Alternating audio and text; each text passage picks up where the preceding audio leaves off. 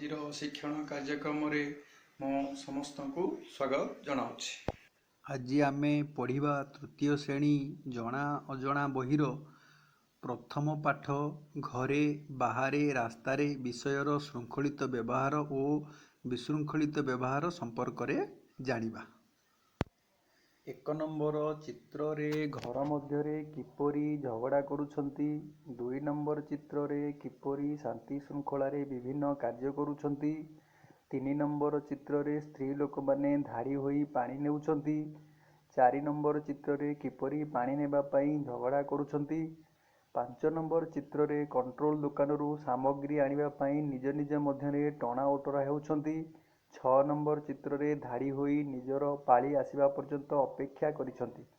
7 number ଚିତ୍ରରେ ବସ୍ରେ ଚଢ଼ିବା ପାଇଁ ସମସ୍ତେ ଏକ ସମୟରେ ଚେଷ୍ଟା କରୁଛନ୍ତି।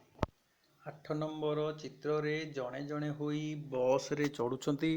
ତେବେ କାହାକୁ ଶୃଙ୍ଖଳିତ ବ୍ୟବହାର କାହାକୁ ବିଶୃଙ୍ଖଳିତ ବ୍ୟବହାର କହିବା? ଝଗଡ଼ା କରିବା, ମାରପିଟ ହେବା, ଠେଲାପେଲା ହେବା ଏଗୁଡ଼ିକ ବିଶୃଙ୍ଖଳିତ ବ୍ୟବହାର। ଶାନ୍ତି ଶୃଙ୍ଖଳାରେ କାର୍ଯ୍ୟ କରିବା, ନିଜର ପାଳି ଆସିବା ପର୍ଯ୍ୟନ୍ତ ଅପେକ୍ଷା କରିବା, ନିୟମ ମାନିବା ଏସବୁକୁ ଶୃଙ୍ଖଳିତ ବ୍ୟବହାର କୁହାଯାଏ।